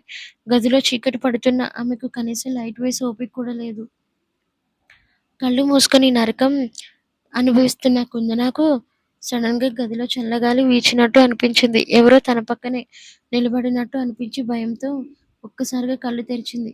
ఏంటే కుందన, నన్ను లండన్ పంపించేసి నేను నిన్ను వదిలి వెళ్ళిపోయాను అనుకుంటున్నావా? అసలు నిన్ను వదలను. నువ్వెప్పటికీ నా సొంతం. ఈ ధ్రువ్ శంకర్ సొంతం. ధ్రువ్, నువ్వు లండన్ వెళ్ళలేదా? ఆమె అలా అనగానే ధ్రువ్ ఏమీ మాట్లాడలేదు. కేవలం తన పాత సైకో నవ్వును, ఆ ఈవిల్ స్మైల్‌ను ఇస్తూ ఆమె కళ్ళ ముందే గాల్లో కరిగిపోతూ మాయమైపోయాడు. ఆ సమయంలోనే ఆమె ఫోన్ మళ్ళీ వైబ్రేట్ అయింది. స్క్రీన్ మీద విశాల్ అని పేరు వినిపించింది. నిన్నటి వరకు తనని కాపాడటానికి ప్లాన్ చేసిన హీరో అనుకున్న విశాల్ ఇప్పుడు తనని ఈ నరకంలోని నెట్టేసిన విలన్‌లా కనిపించాడు. కుందనకు ఒక బలమైన ఆవేశంతో కన్నీళ్లు తుడుచుకుంటూ ఫోన్ లిఫ్ట్ చేసింది. అవతల నుండి విశాల్ ఎంతో కూల్‌గా నవ్వుతూ అన్నాడు. హే కుందన, ఎలా ఉన్నావు? నీకో గుడ్ న్యూస్. ధ్రువగాడు లండన్ వెళ్ళిపోయాడు. మన దారి క్లియర్ అయిపోయింది. ఇక నిన్ను వాడు ఏమీ చేయలేడు. వాడి మాటలకి కుందన ఒక్కసారిగా రగిలిపోయింది. గొంతు పెంచి గట్టిగా అరిచింది. గుడ్ న్యూసా? అసలు నీకు బుద్ధుందా విశాల్? ఈ మాటలు నమ్మి నీ ప్లాన్ ఫాలో అయ్యి నేనెంత పెద్ద తప్పు చేశానో తెలుసా? నిశ్చితార్థంలో నేనంత రచ్చ చేయడం వల్లే మావయ్య పరువు పోయింది. ధ్రువ్ లండన్ వెళ్తూ కూడా నా గొంతు పట్టుకొని చంపేస్తానని వార్నింగ్ ఇచ్చి వెళ్ళాడు. ఇప్పుడు నాకు ఎక్కడ చూసినా వాడే కనిపిస్తూ నన్ను ఏడిపిస్తున్నాడు. ఇదంతా నీ వల్లే జరిగింది. కుందన అంతలా ఏడుస్తూ అరుస్తున్న విశాల్ అస్సలు కంగారు పడలేదు.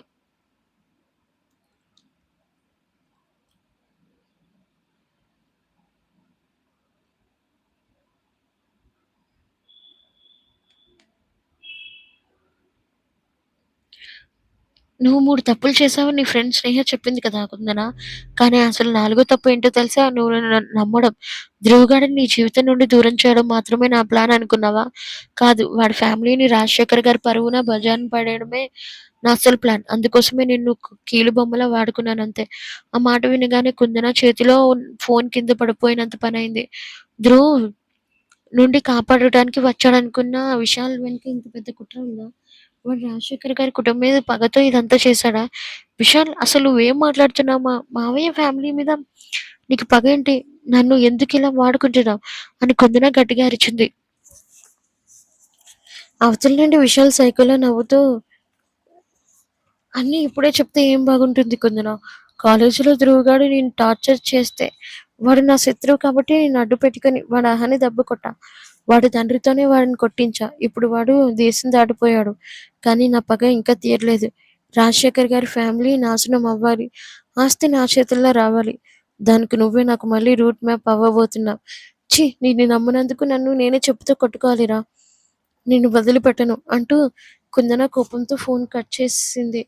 మరుసటి రోజు ఉదయాన్నే కుందన ప్రతి క్షణం నరకం అనుభవిస్తున్న కార్తీక్ స్నేహాలకు అర్జెంట్గా కలవాలని మెసేజ్ చేసింది. ముగ్గురు కాలేజ్ వెనుక ఉన్న ఒక నిశ్శబ్దమైన కాఫీ షాప్లో కలుసుకున్నారు. కుందన ముఖం పూర్తిగా నిర్జీవం అయిపోయింది. కళ్ళ చుట్టూ నల్లటి వలయాలు, చేతుల్లో వణుకు చూసి స్నేహ కంగారుగా ఆమె చేతులు పట్టుకుంది. ఏమైంది కుందన?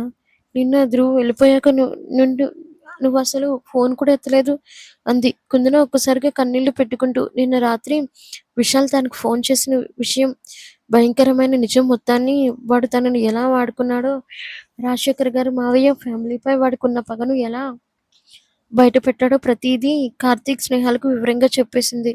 అంతా విన్న కార్తీక్ స్నేహ ఇద్దరూ షాక్తో నోరెళ్ళబెట్టారు. కుందన తన తల పట్టుకొని ఆవేదనతో ఇలా అంది. నాకసలేం అర్థం కావడం లేదు. ఆ విషయాలకి మా రాజశేఖర్ మావయ్యకి అసలు సంబంధం ఏంటి? వాడికి మా ఫ్యామిలీ మీద అంత పగ ఎందుకుంది? నేను ధ్రువుని అంతమంది ముందు ఘోరంగా అవమానించాను. వాడు లండన్ వెళ్తూ కూడా నా మీద పగ విశాల్ మీద కసితో రగిలిపోతూ వెళ్ళాడు. ఇప్పుడు చూస్తే విశాల్ నన్ను కీలుబొమ్మని చేసి ఇంత పెద్ద కుట్ర చేశాడు. నా వల్ల మావయ్య తల దించుకునేలా చేశాను. ధ్రువ్ లైఫ్ పాడు చేశాను. ఇప్పుడు ఈ నరకం నుండి ఎలా బయటపడాలో, ఏం చేయాలో నాకసలు తోచడం లేదు. కార్తీక్ కాసేపు ఆలోచించి ఎంతో గంభీరంగా కుందన వైపు చూస్తూ అన్నాడు.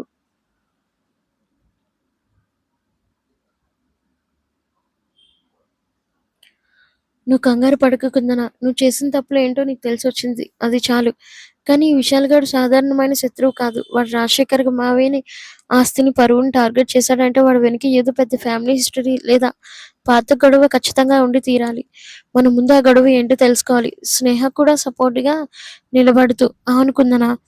ధ్రువ్ సైకోతనం కంటే ఈ విశాల్ గాడి వెన్నుపోటు ప్లాన్ చాలా డేంజర్. నువ్వు ఒంటరిగా మావయ్య బంగ్లాకి వెళ్లి ఇదంతా చెబితే ఆయన నమ్ముతారో లేదో తెలీదు. ఎందుకంటే నిశ్చితార్థంలో నువ్వు ప్రవర్తించిన తీరుకు ఆయన ఇప్పటికీ నీ మీద చాలా బాధలో ఉంటారు అంది. మరి ఇప్పుడు ఏం చేయాలిరా అని కుందన తోచని స్థితిలో అడిగింది. ఇప్పుడేం చేయొద్దు కుందన. కాలమే అన్నిటికీ సమాధానం చెప్తుంది. మనం తొందరపడి ఏ అడుగు వేసినా విశాల్ గాడు అలర్ట్ అయిపోతాడు. వాడి తదుపరి ప్లాన్ ఏంటో బయట పడే వరకు మనం ఓపికగా ఉండాలి అని కార్తీక్ ఎంతో గంభీరంగా అనడంతో కుందన ఇక ఆ మాటలు ఏమీ మాట్లాడలేకపోయింది. అవును, కార్తీక్ చెప్పింది నిజమే. ఆమె మనస్సాక్షిన అనిపించింది. ఇప్పుడు తనే స్వయంగా వెళ్లి మావయ్యకి విషయాల గురించి చెప్తే ఆల్రెడీ తనపై తీవ్రమైన అసంతృప్తితో ఉన్న మావయ్య ఆ మాటలు నమ్ముతారనే నమ్మకం లేదు. పైగా ధ్రువ్‌కి కూడా లండన్‌లో కాస్త సమయం ఇస్తే వాడి కోపం కొంచెమైనా తగ్గుతుందేమోనన్న చిన్న ఆశ. కార్తీక్ అన్న ఒక్క మాటతో ఆ కాఫీ షాప్ టేబుల్ దగ్గర ఒక్కసారిగా నిశ్శబ్దం ఆవరించింది. కుందన శూన్యంలోకి చూస్తూ ఉండిపోయింది. సరే కార్తీక్, నువ్వు చెప్పినట్టే చేద్దాం. కానీ విశాల్ గాడి కదలికలపై కన్నేసి ఉంచుదాం అని స్నేహ అంది.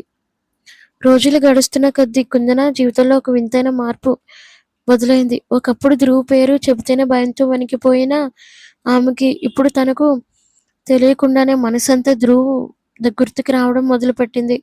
వాడు తనని ఎంత పిచ్చిగా ప్రేమించాడో నేను నెత్తి మీద పెట్టుకొని మహారాణిలా చూసుకుందాం అనుకున్నానే కదే అని వాడు ఆఖరిసారిగా అన్న మాటలు ఆమె గుండెల్లో పదే పదే మారి మ్రోగుతున్నాయి.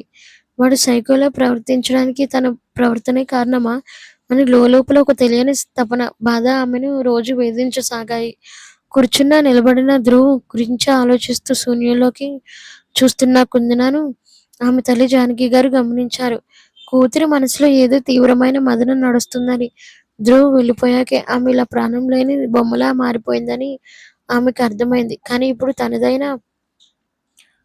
తనేదైనా మాట్లాడితే కుందన మరింత కుంగిపోతుందేమోనని భయపడి ఆమె ఏమీ మాట్లాడలేకపోయింది. కేవలం కూతురి వైపు జాలితో కూడిన చూపులు చూడటం తప్ప ఆమె ఏమీ చేయలేకపోయింది. ఇంట్లో వాతావరణం ఇలా ఉంటే అటు రాజశేఖర్ గారి పరిస్థితి మరింత దయనీయంగా మారింది. నిశ్చితార్థం రోజు జరిగిన అవమానం, ఆ తర్వాత కొడుకు దేశం దాటించాల్సి రావడం ఆయనను మానసికంగా పూర్తిగా కుంగదీశాయి. ఆయన అసలు ఇంటికే సరిగ్గా వచ్చేవారే కాదు. బిజినెస్ పనులంటూ బయటే ఉండిపోతూ ఎప్పుడో అరకొరగా కుందన ఇంటికి వచ్చేవారు. వచ్చినా కూడా ఇంట్లో ఎవరితోనూ సరిగ్గా మాట్లాడేవారే కాదు. ముఖ్యంగా కుందనతో అస్సలు మాట్లాడేవారే కాదు. ఒకప్పుడు కుందనను కన్న కూతురిలా చూసుకున్న మావయ్య ఇప్పుడు ఆమె ఎదురు పడితే కనీసం కళ్ళెత్తి కూడా చూడకుండా ముఖం తిప్పేసుకొని వెళ్ళిపోయేవారు. తన మావయ్య ప్రవర్తన కుందనను నలుచురులా నరికేసినట్లుగా అనిపించింది. నా వల్లే కదా మావయ్య ఈ వయసులో ఇంత ఒంటరివాడైపోయారు. కొడుకు దూరమై పరువు పోయి నరకం చూస్తున్నారు అని అనుకుంటూ కుందన మరింత పశ్చాత్తాపంతో కుంగిపోసాగింది. 5 సంవత్సరాల తర్వాత 5 years later. కాలం ఎవరి కోసం ఆగదు. కాలేజీ రోజుల్లో జరిగిన ఆ భయంకరమైన తుఫాను జరిగి సరిగ్గా 5 ఏళ్లు గడిచిపోయాయి. ఇప్పుడు సంవత్సరం 2026. సిటీలోనే అత్యంత ప్రతిష్టాత్మకమైన ఐటీ కారిడార్లో సగర్వంగా తలెత్తుకుని నిలబడి ఉంది ఆ భారీ కార్పొరేట్ బిల్డింగ్. దాని ఎంట్రన్స్ పైన పెద్ద పెద్ద అక్షరాలతో డిఎస్ సాఫ్ట్వేర్ డెవలపర్ కంపెనీ. సరిగ్గా ఉదయం 9 గంటల సమయానికి ఆ కంపెనీ మెయిన్ గేట్ దాటుకొని ఒక లగ్జరీ బ్లాక్ కార్ వచ్చి పోర్టికో ముందు ఆగింది. కారిడార్ తెరుచుకుని ఒక అమ్మాయి నీలిరంగు చీరలో బయట అడుగుపెట్టింది. ఆ నీలిరంగు చీరలో ఆమె ఒంటికి సరిపోయినట్టుగా ఎంతో హుందాగా రాయల్ లుక్‌నిస్తుంది. గాలికి కొద్దిగా కదులుతున్న ఆ చీర కొంగు లోపల ఆమె గుండెల లయల మీద 5 ఏళ్లలో వేయించుకున్న ఆ ధ్రువ్ అనే పచ్చబొట్టు నిశ్శబ్దంగా దాగి ఉంది. కళ్ళల్లో ఒకప్పటి అమాయకత్వం స్థానంలో ఒక గంభీరత, బాధ్యత కనిపిస్తున్నాయి. మరెవరో కాదు, కుందన. కారు దిగి తన చేతిలో ఉన్న ఆఫీస్ ఫైల్స్ ను సర్దుకుంటూ ఆ బిల్డింగ్ లో పైనున్న డిఎస్ అనే అక్షరాల వైపు ఒక్కసారిగా ప్రేమగా చూసింది. నెమ్మదిగా తన ఎడమ చేతిని గుండెల మీద ఉన్న పచ్చబొట్టు వైపు పోనిచ్చి చీరపై నుండే దాన్ని తడుముకుంది కుందన. హుందాగా నడుచుకుంటూ బిల్డింగ్ లోపలికి ప్రవేశించి నేరుగా మేనేజింగ్ డైరెక్టర్ క్యాబిన్ వైపు వెళ్ళింది. ఆ గ్లాస్ డోర్ ఓపెన్ చేసి లోపలికి అడుగు పెట్టగానే ఎదురుగా ఉన్న పెద్ద వాల్ స్పేస్ పై రాజశేఖర్ గారు, ధ్రువ్ కలిసి ఉన్న ఒక భారీ ఫ్రేమ్ ఫోటో కనిపించింది. 5 ఏళ్ల క్రితం లండన్ వెళ్ళేటప్పుడు ధ్రువ్ కళ్ళల్లో ఉన్న కసి, ఆవేదన ఆ ఫోటోలోని కనిపిస్తున్నట్టు కుందనకు అనిపించింది. ఆమె భారంగా నిట్టూరుస్తూ ఎండీ సీట్లో కూర్చుంది. చేతిలో ఉన్న ఫైల్స్ పక్కన పెట్టి కంపెనీ ల్యాప్టాప్ ఆన్ చేసింది. సరిగ్గా అదే సమయానికి పిఏ లోపలికి వచ్చి, గుడ్ మార్నింగ్ మేడం. ఈరోజు లండన్ క్లయింట్లతో మన ప్రాజెక్ట్ డీల్ గురించి ఒక ఇంపార్టెంట్ ప్రెజెంటేషన్ ఉంది. రాజశేఖర్ గారు మిమ్మల్ని ఈ డీల్ క్లోజ్ చేయమన్నారు అని ఒక ఫైల్ అందించింది. సరే, నువ్వు మీటింగ్ రూమ్ అరేంజ్ చెయ్యి, నేను 5 minutes లో వస్తాను అని కుందన పంపించేసింది. సరిగ్గా 10 నిమిషాల తర్వాత కుందన ప్రెజెంటేషన్ ఇవ్వడానికి కాన్ఫరెన్స్ హాల్లోకి అడుగుపెట్టింది. లండన్ క్లయింట్లు ప్రాజెక్టర్ స్క్రీన్ మీద ఆన్లైన్ మీటింగ్ లో కనెక్ట్ అయి ఉన్నారు. కుందన ఎంతో కాన్ఫిడెంట్ గా ప్రెజెంటేషన్ స్టార్ట్ చేసింది. Hello everyone, I'm Kundana, representing DS software developers.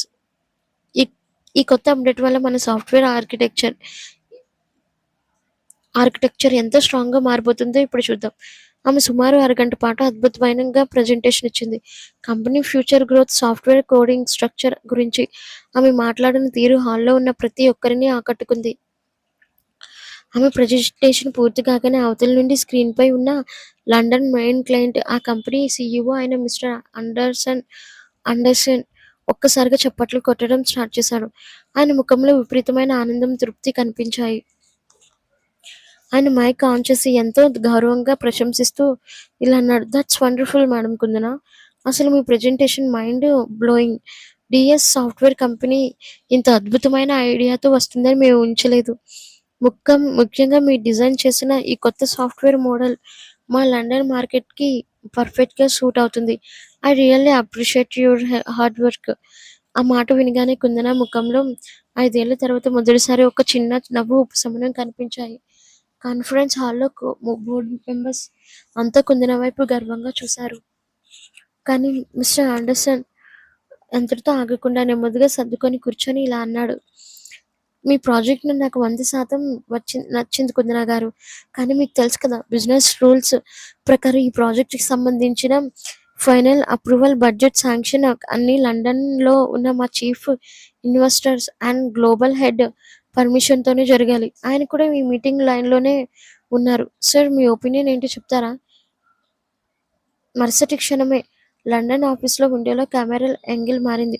ఒక 50 ఏళ్ల వయసున్న, గంభీరమైన ముఖం వర్చస్తున్న ఒక లండన్ బిజినెస్ మ్యాగ్నెట్ స్క్రీన్ పైకి వచ్చాడు. ఆయన పేరే మిస్టర్ విలియమ్స్. ఆయన తన కళ్లద్దాన్ని సరిచేసుకుంటూ చేతిలో ఒక పెన్ టేబుల్ మీద ఉంచి గంభీరంగా స్వరంతో ఇంగ్లీష్లో మాట్లాడబెట్టారు.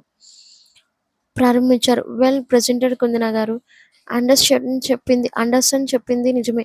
మీ ప్రాజెక్ట్ మోడల్ చాలా ఇన్నోవేటివ్ గా ఉంది. ఒక కొత్త అమ్మాయిగా మీరు ఈ బిజినెస్ స్ట్రక్చర్ ని హ్యాండిల్ చేసిన తీరు అద్భుతం.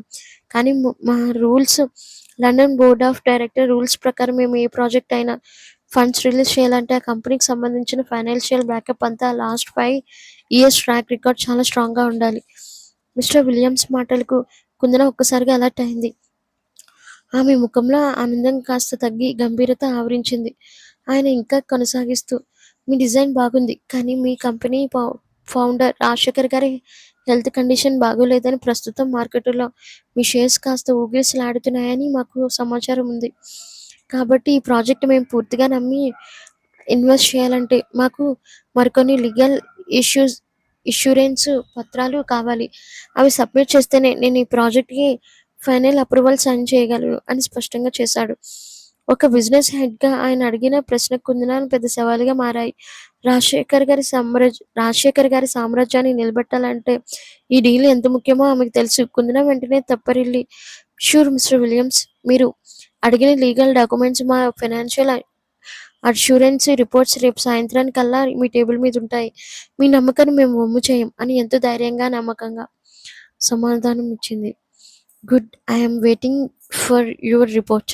ఆల్ ది బెస్ట్ అని విలియమ్స్ మీటింగ్స్ ముగించి లైన్ కట్ చేశాడు. స్క్రీన్ ఆఫ్ అవ్వగానే హాల్లో ఉన్న వారంతా ఊపిరి పీల్చుకున్నారు. మొదటి అడుగు విజయవంతంగా పడిన రేపటిలోగా ఆ లీగల్ డాక్యుమెంట్ సబ్మిట్ చేయడం కుందనకు ఒక్క అగ్ని పరీక్షలా మారింది. విలియమ్స్ కాల్ కట్ అవ్వగానే హాల్లో ఒక్కసారిగా నిశ్శబ్దం అలుముకుంది. కుందన చేతులు ఆటోమేటిక్గా టేబుల్ పై ఉన్న ల్యాప్టాప్ ని మూసేశాయి. ముఖంలో కనిపించిన ఆ నమ్మకం వెనుక ఎంతటి ఒత్తిడి ఉందో అక్కడ ఉన్నవారికి తెలియదు. కానీ ఆమె కళ్ళలోని గంభీర్యం మాత్రం అందరినీ కట్టిపడేసింది. వెంటనే కుందన చుట్టూ ఉన్న టీం వైపు సీరియస్ గా చూస్తూ, మనకు సమయం చాలా తక్కువగా ఉంది. రేపు సాయంత్రం అంటే మన చేతుల్లో సరిగ్గా 24 గంటలు కూడా లేవు. ఈ లీగల్ డాక్యుమెంట్స్ లో ఒక చిన్న తప్పు దొర్లిన విలియమ్స్ ఈ డీల్ ని అక్కడికక్కడే క్యాన్సిల్ చేస్తాడు. స్నేహ, నువ్వు వెంటనే లీగల్ టీమ్ ని కాన్ఫరెన్స్ రూమ్ లోకి రమ్మను. ఫైనాన్షియల్ అన్సూరెన్స్ రిపోర్ట్స్ లాస్ట్ 3 ఇయర్స్వి అన్నీ నాకు 1 అవర్లో టేబుల్ మీద ఉండాలి అంటూ ఆర్డర్ పాస్ చేసింది. సామ్రాజ్యాన్ని కాపాడుకోవడానికి తను వేయబోయే ఈ అడుగు ఎంత ప్రమాదకరమైనదో తెలిసినా ఆమె వెనక్కి తగ్గడానికి సిద్ధంగా లేదు. అక్కడున్న టీం మెంబర్స్ అంతా కుందన మాటలకు తలాడిస్తూ ఎవరి పనుల్లో వాళ్ళు వేగంగా కదిలారు. స్నేహ మాత్రం అక్కడే నిలబడి ఫైల్స్ గట్టిగా పట్టుకొని కుందన వైపు చూస్తూ, కుందన, ఈ లీగల్ డాక్యుమెంట్స్ క్లియర్ చేయడం అంత ఈజీ కాదు. అపోజిషన్ వాళ్ళు మనల్ని దెబ్బ కొట్టడానికి ఆల్రెడీ కోర్టులో కొన్ని ఇష్యూస్ క్రియేట్ చేశారు. వాటన్నిటినీ దాటుకొని రేపటికల్లా రిపోర్ట్ రెడీ చేయడం సాధ్యమేనా అని ఆందోళనగా అడిగింది. కుందన స్నేహ వైపు ఒక పదునైన చూపు చూసి, సాధ్యం కాదా అని ఆలోచించే టైం దాటిపోయింది. స్నేహ, ఇంపాసిబుల్ అనే పదం మన డిక్షనరీలోనే లేదు. ఈ రాత్రికి ఎవరు ఇంటికి వెళ్ళడం లేదు. మన సామ్రాజ్యం భవిష్యత్తు ఈ రిపోర్ట్ మీద ఆధారపడి ఉంది అంటూ ఎంతో పట్టుదలగా సమాధానం ఇచ్చి కాన్ఫరెన్స్ రూమ్ వైపు అడుగులు వేసింది. కాన్ఫరెన్స్ రూమ్లో అడుగు పెట్టగానే వాతావరణం మరింత వేడెక్కింది. కుందన టేబుల్ చివరిన నిలబడి ల్యాప్టాప్ స్క్రీన్ వైపు తీక్షణంగా చూస్తూ టీమ్ హెడ్ ని పిలిచింది. శేఖర్, మన ఆపోజిషన్ వాళ్ళు కోర్టులో క్రియేట్ చేసిన ఆ లీగల్ ఇష్యూస్ స్టేటస్ ఏంటి? విలియమ్స్ టీమ్ ప్రతి డాక్యుమెంట్ ని మైక్రోస్కోప్ తో వెతికినట్టు వెతుకుతున్నారు. ఎక్కడైనా ఒక్క లూప్ హోల్ కనిపించినా మనం బుక్ అయిపోతాం అని గంభీరంగా అంది. శేఖర్ కళ్ళద్దాలు సర్దుకుంటూ, కుందన గారు, అపోజిషన్ వాళ్ళు మన మెయిన్ ల్యాండ్ అక్విజిషన్ పేపర్ల మీద అబ్జెక్షన్ పెట్టారు. ఆ క్లియరెన్స్ సర్టిఫికేట్ రాకుండా ఫైనాన్షియల్ అష్యూరెన్స్ రిపోర్ట్ సబ్మిట్ చేస్తే విలియమ్స్ రిజెక్ట్ చేయడం ఖాయం. కానీ గవర్నమెంట్ ఆఫీస్ నుండి ఆ ఒరిజినల్ సైన్ కాపీ రావడానికి కనీసం వారం పడుతుంది. ఈ రాత్రికి రాత్రి దాన్ని తేవడం దాదాపు అసాధ్యం అని నిస్సహాయంగా చెప్పాడు. ఆ మాట వినగానే రూమ్లో ఉన్న మిగతా బోర్డు మెంబర్స్ ముఖాల్లో రంగులు మారాయి. ఒకరి ముఖాలు ఒకరు చూసుకుంటూ గుసగుసలు ఆడుకోవడం మొదలుపెట్టారు. కానీ కుందన ముఖంలో మాత్రం ఎలాంటి భయం కనిపించలేదు. పైగా ఆమె కళ్ళల్లో పట్టుదల మరింత పెరిగింది. టేబుల్పై గట్టిగా చేతులు ఆనించి అందరి వైపు చూస్తూ, నేను ముందే చెప్పాను, అసాధ్యం అనే పదం నాకు నచ్చదు. శేఖర్, నువ్వు నీ టీంతో కలిసి మిగతా లీగల్ డ్రాప్స్ అన్ని పక్కాగా రెడీ చేయి. స్నేహ, నువ్వు ఫైనాన్షియల్ రిపోర్ట్స్లో ఒక్క రూపాయి కూడా అటు ఇటు కాకుండా రీచెక్ చేయి. ఆ ల్యాండ్ క్లియరెన్స్ సర్టిఫికేట్ ఎలా తేవాలి, ఎవరితో మాట్లాడాలి అనేది నేను చూసుకుంటాను అని ఖచ్చితమైన స్వరంతో చెప్పింది. ఆమె మాటల్లోని అథారిటీ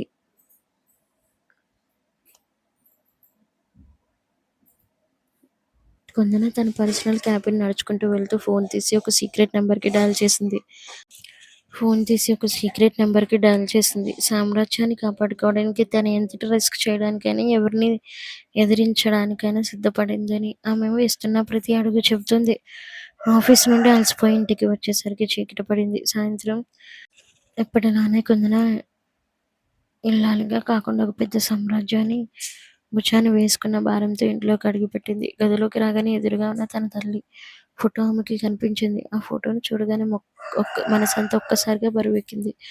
బయట ప్రపంచానికి ఎంత ధైర్యంగా కనిపిస్తున్నా లోపల ఉన్న ఒంటరితనం, రేపటి అగ్ని పరీక్ష గురించిన ఆలోచనలు కలగలిసి ఒక సుదీర్ఘమైన నిట్టూర్పుగా బయటకు వచ్చాయి. ఆ ఫోటో వైపు చూస్తూ మనసులోనే ఏదో అనుకున్నట్టు ఒక్క నిమిషం పాటు అలానే నిలబడిపోయింది. ఆ తర్వాత ఒంటిపై ఉన్న ఆఫీస్ టెన్షన్‌లని, అలసటని వదిలించుకోవాలన్నట్టుగా వెంటనే స్నానానికి వెళ్ళింది. హాయిగా స్నానం ముగించుకొని ప్రశాంతంగా ఉండే ఒక నైట్ డ్రెస్ వేసుకొని బయటకు వచ్చింది. తల ఆరబెట్టుకుంటూ నేరుగా మళ్ళీ తన తల్లి ఫోటో ముందే వచ్చి ఆగింది.